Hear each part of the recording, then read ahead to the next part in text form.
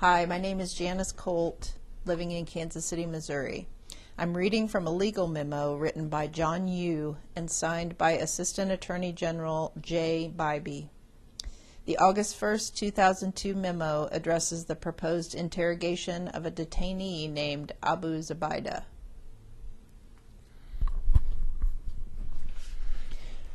Hi, my name is Gary Jenkins. Wait a minute. Did you say your occupation and living in? No. I said living in Kansas City. I don't have an occupation. What am I going to say?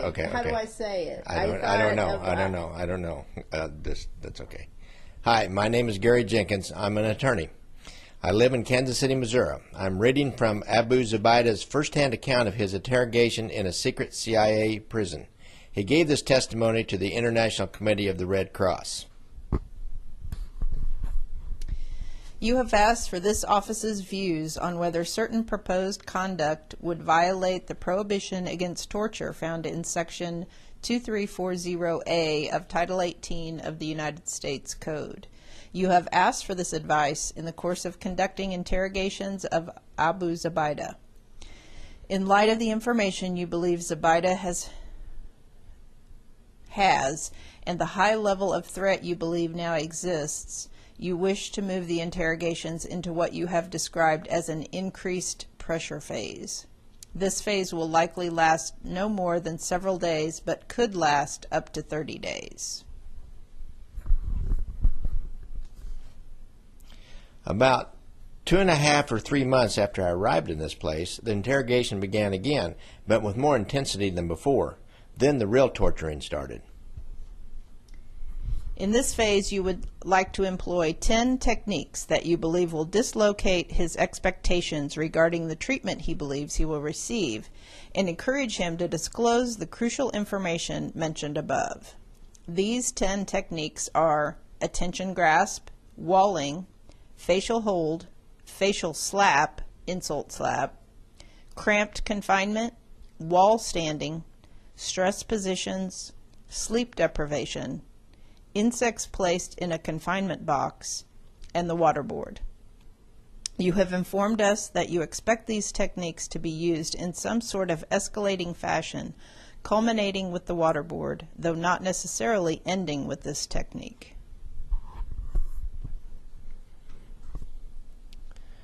Two black wooden boxes were brought into the room outside my cell. One was tall, slightly taller than me, and narrow, measuring perhaps 1 meter by 3.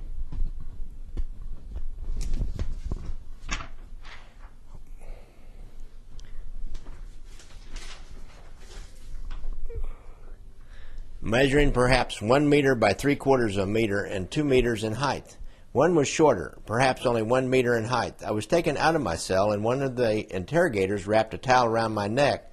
They then used it to swing me around and smash me repeatedly against the hard walls of the room. I also repeatedly was slapped in the face. And as I was still shackled, the pushing and pulling around meant that the shackles pulled painfully on my ankles.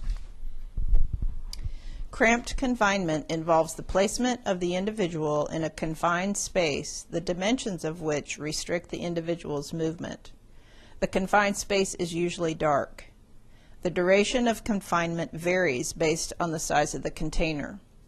For the larger confined space, the individual can stand up or sit down. The smaller space is large enough for the subject to sit down. Confinement in the larger space can last up to 18 hours. For the smaller space, confinement lasts for no more than 2 hours. I was then put into the tall box for what I think was about 1.5 to 2 hours. The box was totally black on the inside as well as on the outside. It had a bucket inside to use as a toilet and had water to drink provided in a bottle. They put a cloth cover over the outside of the box to cut out the light and restrict my air supply. It was difficult to breathe. For walling, a flexible false wall will be constructed. The individual is placed with his heels touching the wall. The interrogator pulls the individual forward and then quickly and firmly pushes the individual into the wall. It is the individual's shoulder blades that hit the wall. During this motion, the head and neck are supported with a rolled hood or towel that provides a C-collar effect to help prevent whiplash. To further reduce the probability of injury, the individual is allowed to rebound from the flexible wall. You have orally informed us that the false wall is in part constructed to create a loud sound when the individual hits it, which will further shock or surprise the individual. When I was let out of the box, I saw that one of the walls of the rooms had been covered with a plywood sheeting. From now on, it was against this wall that I was then smashed with a towel around my neck. I think that the plywood was there to provide some absorption of the impact of my body. The interrogators realized that smashing me against the hard wall would probably quickly result in physical injury. During these torture sessions, many guards were present, plus 2 interrogators who did the actual beating, still asking questions, which the main interrogator left to return when the beating was over. After the beating, I was then placed in a small box. They placed a cloth or cover over the box to cut out all light and restrict my air supply.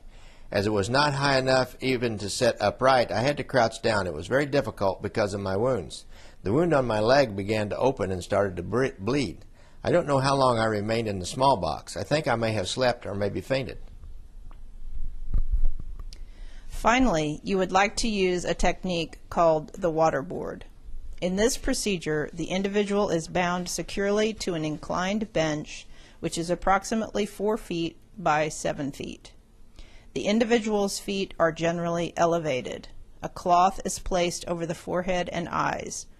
Water is then applied to the cloth in a controlled manner.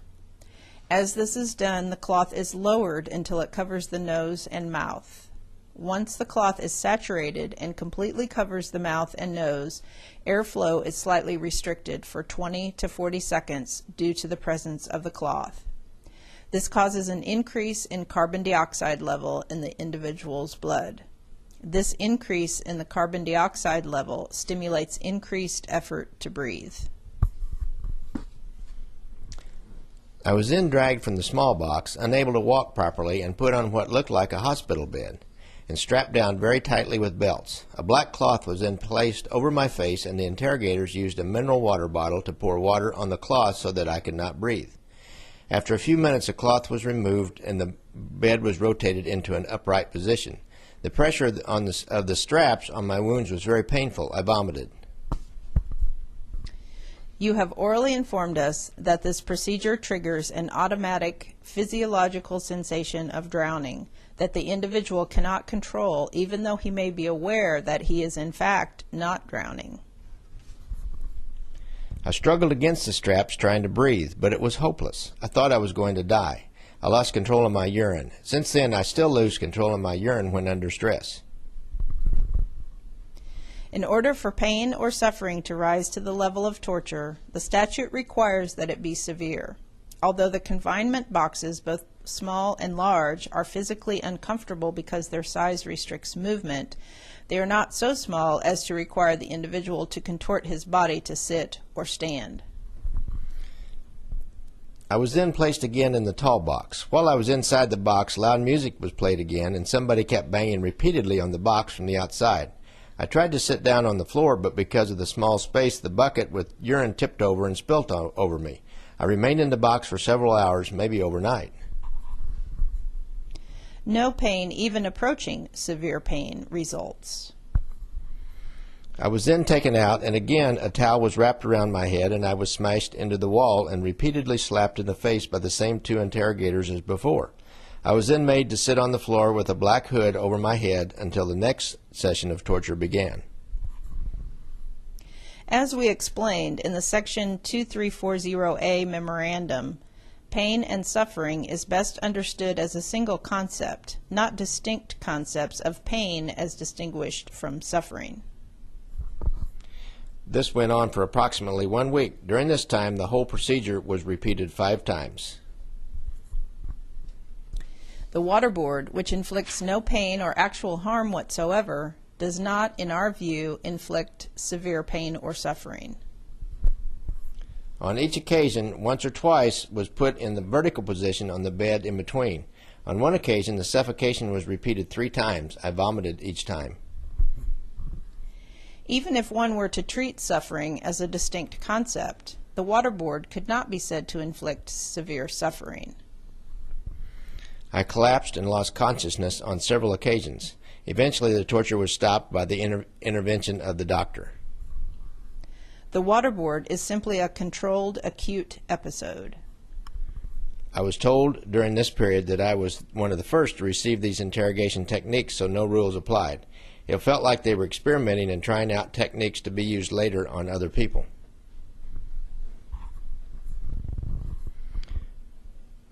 Well, I'm Gary Jenkins reading Abu Zubaydah, which is kind of interesting, and it's probably easier to dehumanize people when I can't pronounce their names. And I'm in Kansas City in my living room, and intentionally chose this location and this background because I was raised with Roy Rogers and Gene Autry, and you know, they fought the bad guys, and you know, they never tortured anybody. That was like one of the cardinal things, is it was always a fair fight. And I don't know how we got away from the concept of having a fair fight. I have no problem with the fight. I have no problem with going after the bad guys. I was a policeman for 25 years. And I understand the need to get information. And I understand that maybe down there on the patrol level or the operational level in this case, whatever euphemisms you want to use, where the rubber meets the road when you're on the street, people get out of hand and they do stuff. But for at the highest levels to come up with this antiseptic language, trying to justify what everybody knows, as Supreme Court Justice said, what's natural law, what everybody knows is what's right and what's wrong, in those antiseptic halls in the White House and our highest people to lawyer their way through this, it just ain't right. You know, if a guy on the street does something and gets out of hand, then you slap him on the hands and you say, you know, you got out of hand, and don't do that anymore. It cannot be a function of the government, not this government, not in my opinion. And that's why I think it's important to reckon with torture. And I'm Janice Colt, and here in Kansas City. And when I heard about this project of individual people, just everyday people, citizens of this country, reading these transcripts of what actually occurred in my name, basically, I just felt it was really an inspired way to have a voice in what goes on in my name.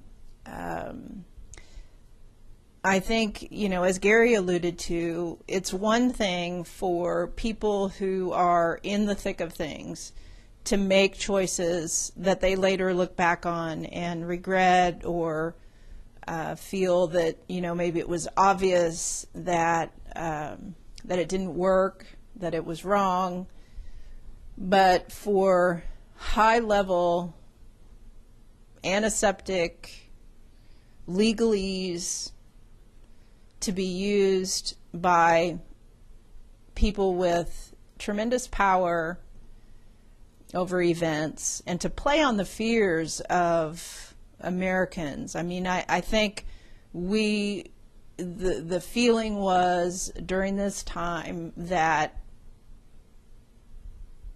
we were so scared by 9/11 that we would condone anything in the attempt to make us, quote, safe.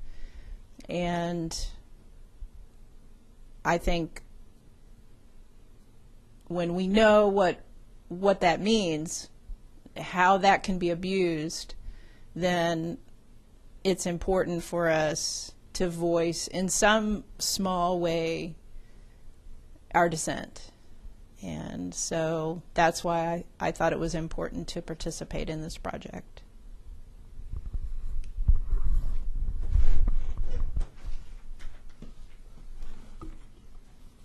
Oh, I didn't get any of that.